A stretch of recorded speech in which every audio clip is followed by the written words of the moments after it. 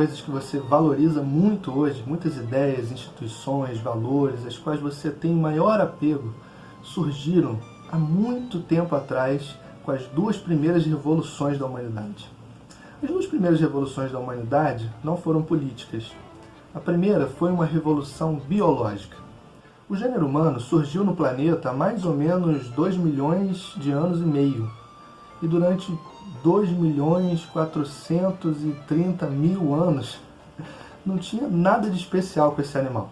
Ele vivia mais ou menos como os outros animais, preocupado com o seu presente mais ou menos como os outros animais, compartilhando estruturas sociais muito parecidas com a dos outros animais. Agora, há 70.000 anos atrás, mais ou menos 70.000 anos atrás, aconteceu alguma coisa com essa espécie que passou a se chamar Sapiens, o que já diz bastante sobre ela. Primeiro, que ela se acha bem sabida.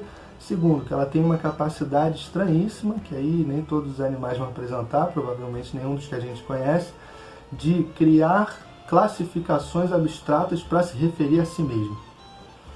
Então essa espécie Sapiens, há mais ou menos 70.000 anos atrás, olha com pouco tempo, né? Se o gênero está no mundo por mais ou menos 2 milhões de anos e meio atrás, só há 70.000 anos surgiu algo de especial que diferenciou essa espécie de todos os outros animais. De repente, um bando de animais que está para lá e para cá com o cotidiano normal de animais, está construindo barcos, joias, enterrando seus mortos, fazendo rituais de todo tipo, está construindo acessórios, adereços, adornos, está se enfeitando. Esse animal, parece que alguma coisa aconteceu com ele, que ele surtou. Passou a se comportar de uma maneira completamente diferente dos demais animais. O que terá acontecido? A gente costuma achar que o que diferencia a gente dos demais animais é a inteligência, tanto que a gente se chama de sapiens. Capacidade de raciocínio, de entender que uma causa gera uma consequência, de fazer alguns planos para o futuro, de entender e aprender certas coisas de acordo com as coisas que a gente vai vivendo. Agora, assim, a capacidade de aprendizado, de memória, de articulação inteligente, praticamente inteligente de coisas que a gente viu e viveu, não é uma especificidade nossa. Vários macacos, gorilas, chimpanzés fazem isso, os golfinhos fazem isso. Tá bom, então talvez seja a linguagem. Linguagem também não é uma especificidade nossa. Quando aquelas formiguinhas estão andando na nossa parede, a gente acha que elas estão indo a esmo, na verdade elas estão deixando traços químicos que são a linguagem delas, informando as outras qual é o melhor caminho, onde tem comida de mais qualidade, onde fugir dos perigos. Os golfinhos dizem que a linguagem deles é capaz até de falar mais do que do seu entorno imediato, falar de várias coisas que não estão presentes, falar de outros golfinhos com outros golfinhos, e dizem até que eles se tratam pelo nome, que eles têm uma espécie de nome individual pelo qual eles costumam se tratar. Então, linguagem também não é o que nos torna tão especiais. Várias outras espécies de animal têm linguagem. Os gorilas, os chimpanzés fazem vocalizações até bastante complexas para se comunicar. Então, não é exatamente isso também. Será então a autoconsciência? Só a gente é um animal consciente, mais do que consciente, autoconsciente. Olha, os testes indicam que não. Existe um teste científico chamado teste do espelho, que é assim, você coloca um animal diante do espelho e se ele der indícios de que se reconheceu, é porque ele tem algum tipo de autoconsciência. Em geral, o que acontece é que o animal ou não esboça nenhuma reação ou acha que aquele animal do lado de lá é um outro animal que não ele. Agora, tem pelo menos 8 espécies que conseguem se reconhecer no espelho. São elas, gorilas, chimpanzés, orangotangos, bonobos, golfinhos, orcas, elefantes e corvos. E os porcos ainda estão em teste. Você coloca esses animais diante do espelho, eles dão todos os indícios de que estão se reconhecendo como a si mesmos diante do espelho. Quer dizer que eles têm também alguma autoconsciência. O que então diferenciou tão radicalmente essa espécie dos outros animais? Quando os outros animais estão vivendo suas vidas tranquilamente no presente, com as suas relações sociais habituais, essa espécie está sofrendo por não corresponder às expectativas dos deuses, está construindo computadores, tablets, celulares, internet cada vez mais rápida para tratar de coisas tão abstratas como conceitos filosóficos e para se comunicar uns com os outros e projetando uns nos outros uma série de expectativas e tentando corresponder às expectativas dos outros. Num mundo completamente permeado de ideias abstratas que aí sim parecem não fazer parte da vida dos outros animais. O que aconteceu com essa espécie? Olha, há mais ou menos 70 mil anos, não se sabe exatamente porquê, essa espécie que já estava por aí há muito tempo, que já tinha um cérebro bem avantajado há muito tempo, ela parece que sofre algum tipo de salto de inteligência, mas que não é exatamente de inteligência. É que alguma coisa aí nas funções neuronais dela, na complexidade do entrelaçamento das funções neuronais dela, gerou uma função diferente, uma coisa diferente, que aí sim diferenciou ela dos demais animais. Essa coisa é a imaginação. Por isso que eu chamo essa primeira revolução de revolução imaginativa. O que caracteriza mais fortemente essa espécie em relação às outras é a sua incrível capacidade de imaginação, de falar sobre coisas que não existem senão na imaginação, de falar e tratar sobre coisas que ninguém nunca viu, ninguém nunca tocou, ninguém nunca cheirou, ninguém nunca ouviu, e ainda assim nós tomamos essas coisas que ninguém nunca viu, ouviu, tocou, cheirou, como realidades. E nós somos capazes, e fazemos isso, nós construímos instituições sociais, toda uma vida social complexa em torno de ideias e valores absolutamente fictícios. Em torno de uma série de ideias e valores que só existem, só fazem sentido, só podem ser tomados como reais na nossa imaginação. Essa espécie tem inclusive essa incrível capacidade de ter uma imaginação compartilhada, uma rede de ideias fictícias compartilhadas nas quais um grupo inteiro dessa espécie acredita e guia seu comportamento, coordena seu comportamento de acordo com essas ideias absolutamente fictícias. A imaginação alimenta a nossa inteligência, no sentido de que a gente se torna muito mais capaz de elaborar hipóteses, de formular hipóteses que nada mais são do que ficções, imaginações que a gente imagina que funcionem de uma determinada maneira em determinadas condições. A gente se torna muito mais capaz de fazer saltos cada vez maiores de causas e consequências. A gente se torna muito mais capaz de inventividade tecnológica, né? A nossa explosão tecnológica, que começa justamente, não por acaso, nesses 70 mil anos, há 70 mil anos, quando houve a Revolução Imaginativa, é que uma grande artificiosidade técnica e tecnológica depende inteiramente da imaginação.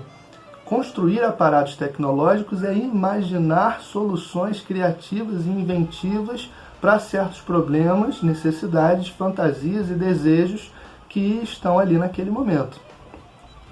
Depende de uma inventividade, uma imaginatividade, quando você cria um aparato que você imagina que vai funcionar bem numa determinada situação. Você está criando algo que não existia, né? Dependeu da sua imaginação.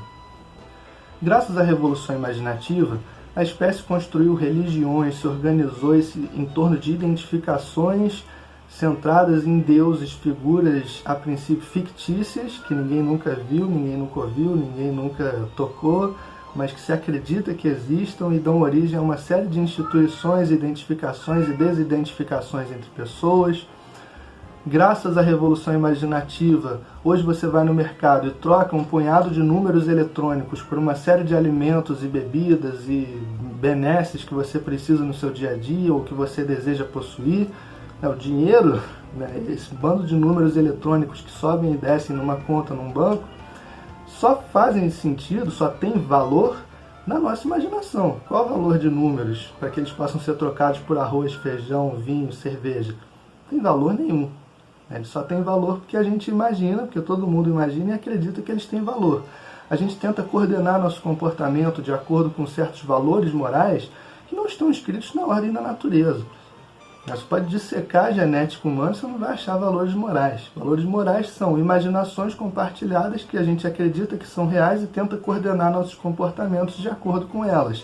Inclusive a gente se martiriza por não corresponder a certos valores imaginários que muitas vezes são estabelecidos socialmente, sustentados por certos poderes, como se fossem o bem, o certo, o correto, o melhor. A segunda grande revolução da humanidade também não foi uma revolução política, foi uma revolução cultural.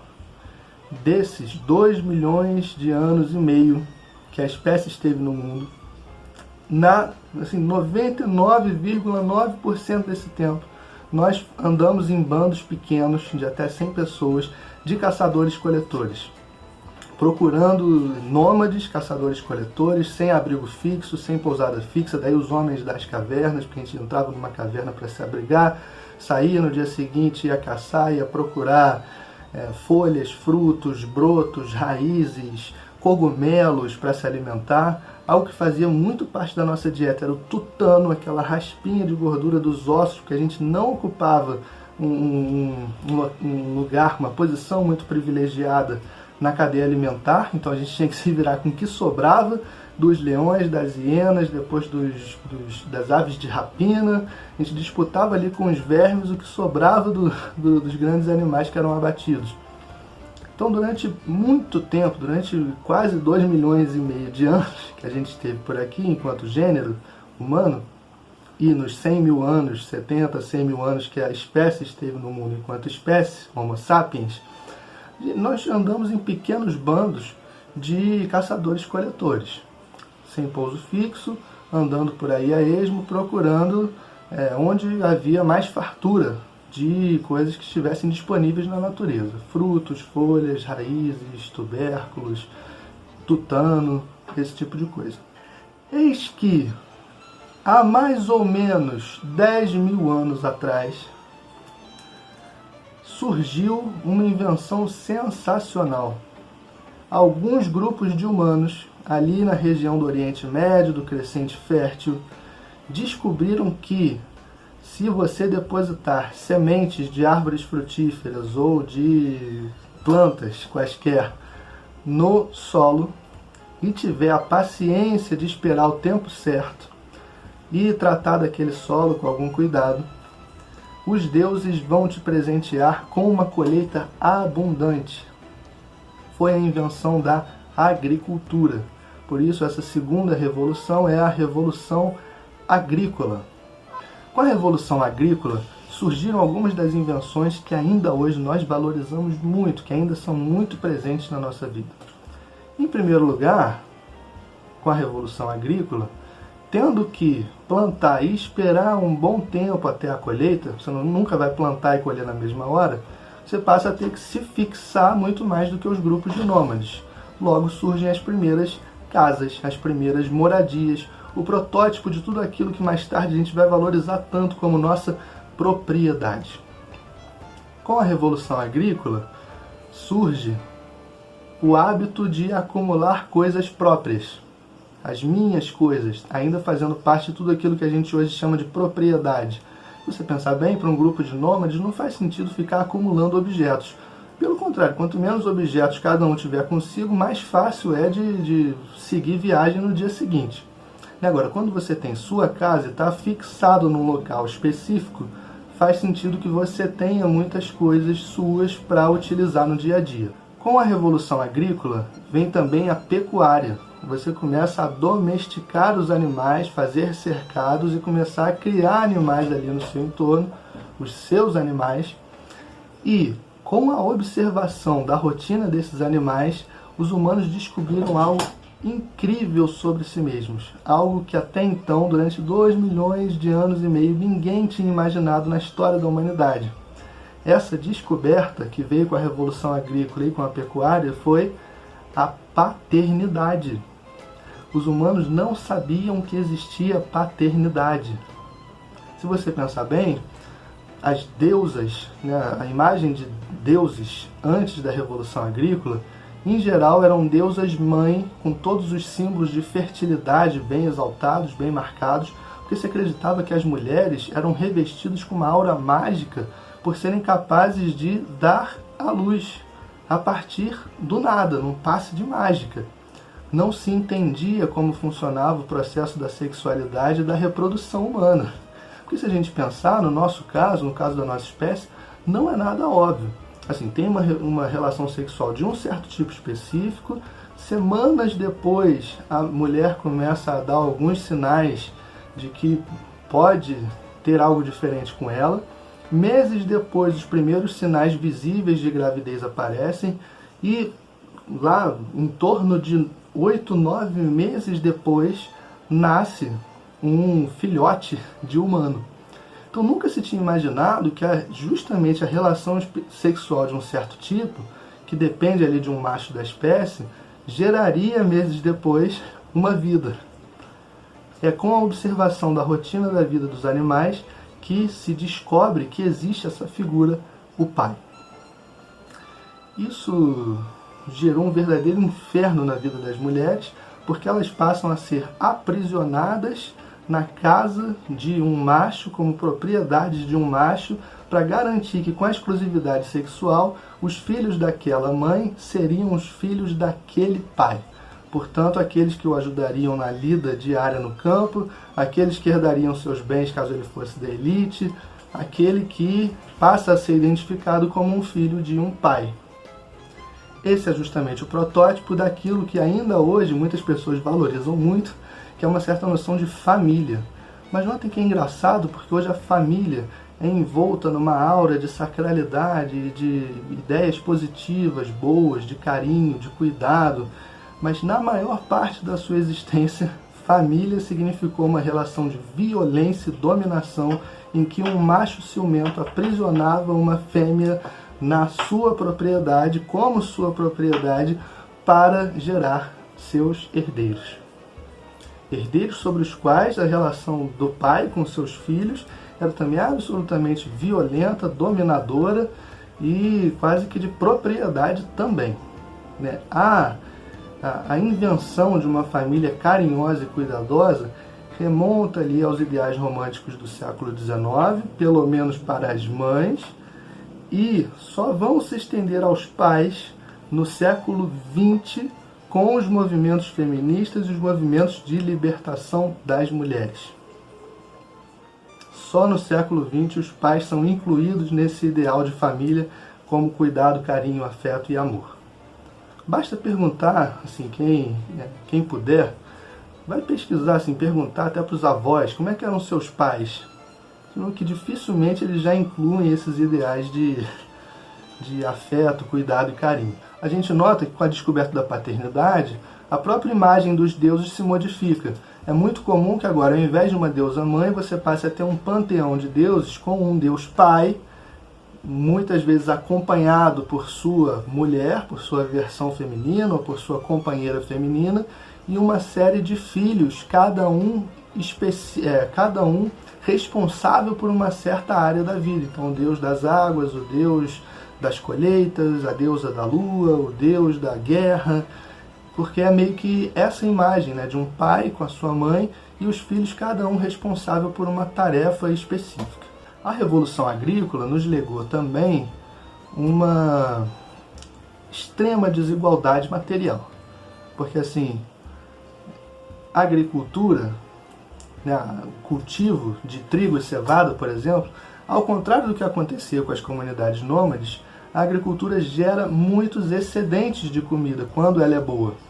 Quando a colheita é boa, porque existem colheitas mais e aí todo mundo vai passar fome durante um bom tempo, mas quando as colheitas são boas, gera-se muitos excedentes de alimentos, especialmente trigo e cevada, que era o que mais se plantava nos primórdios da agricultura.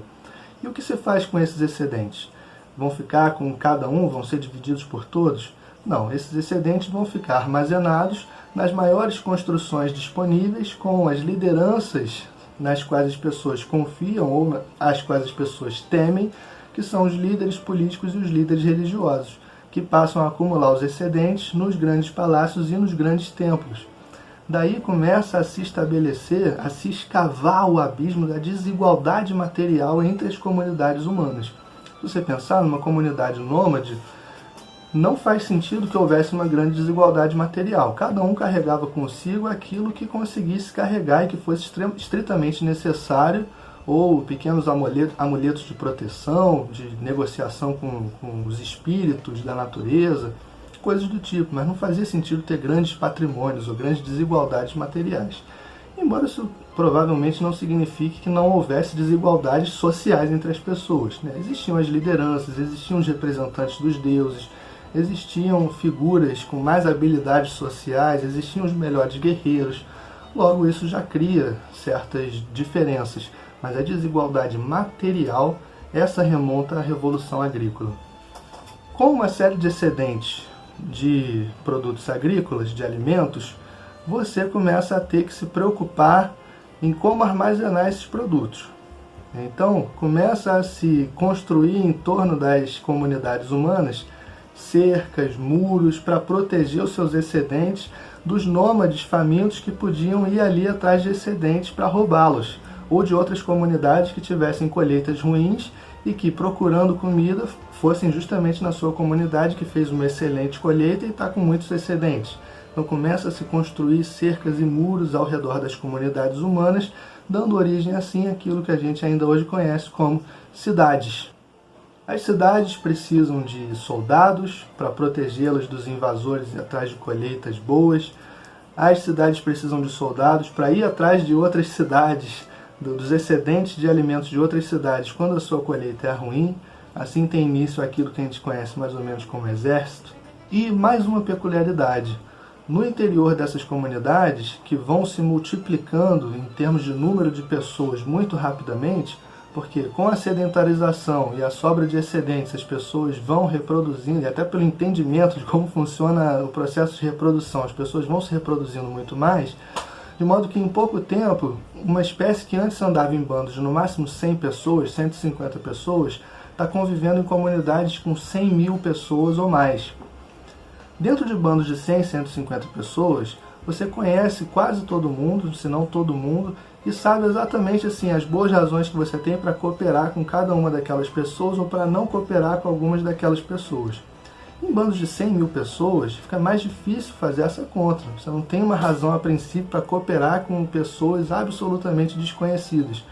É então que, juntando-se à herança da Revolução Imaginativa, começam-se a construir os grandes mitos da humanidade que servem como cola, cimento de grandes populações que agora passam a se ver, a ter boas razões para cooperar, não porque um conhece o outro, cresceram juntos, se conhecem muito bem, sabem que devem cooperar entre si, mas porque são todos filhos dos mesmos descendentes, antepassados, espíritos, porque são todos descendentes dos mesmos deuses, porque são todos unidos por um código de valores morais rígidos, impostos pelos próprios deuses, pela própria natureza e garantidos pela força de líderes supremos, políticos e religiosos.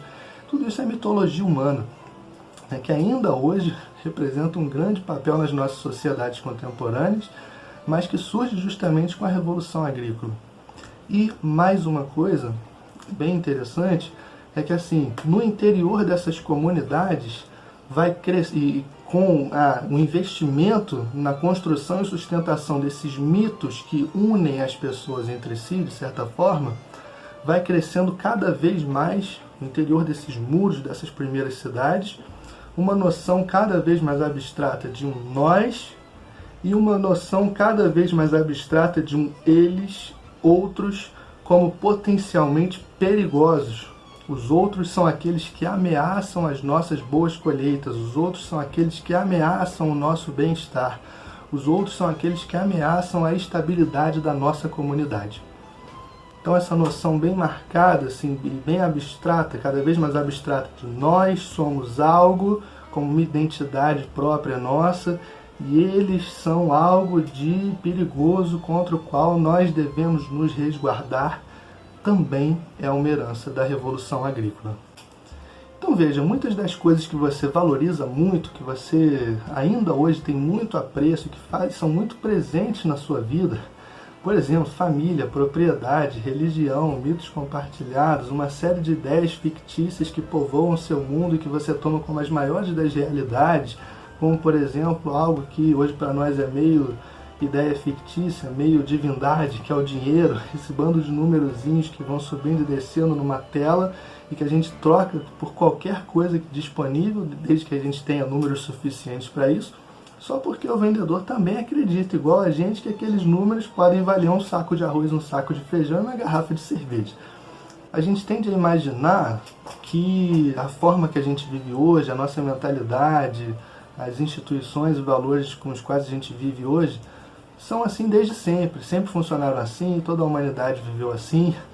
É legal a gente fazer esses voos longos assim com a imaginação e com a pesquisa histórica para ter uma ideia de que, na verdade, as nossas formas de vida atuais tendem a ser muito recentes e tendem a acolher, por outro lado, heranças arcaicas, que talvez hoje nem façam mais sentido, mas que a gente continua funcionando de acordo e, assim, às vezes com a mente aprisionada na tentativa de corresponder a certas exigências que faziam muito mais sentido há 10 mil anos atrás do que hoje. Então é interessante pensar por aí o quanto instituições arcaicas ainda permeiam nossas vidas e às vezes aprisionam desnecessariamente nossas mentes, e por outro lado, o quanto muitas das formas de vida e mentalidade que a gente acha que, porque existem hoje, a gente vive de acordo com elas, existem desde sempre, na verdade podem ter sido criações e invenções muito recentes na história da humanidade.